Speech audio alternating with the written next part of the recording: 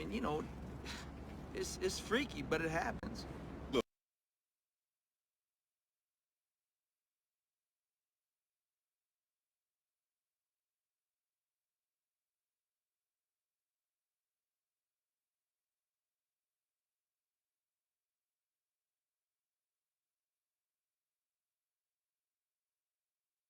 Look, you want to play blind man, go walk with the shepherd. But me, my eyes are wide fucking open. What the fuck does that mean?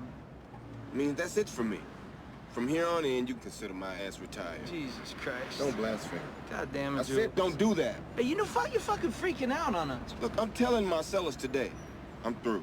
Well, why don't you tell him at the same time why? Don't worry, I will. Yeah, and I bet you $10,000 he'll ass his ass off. I don't give a damn if he does. Marvin, what do you make of all this? Man, I don't even have an opinion.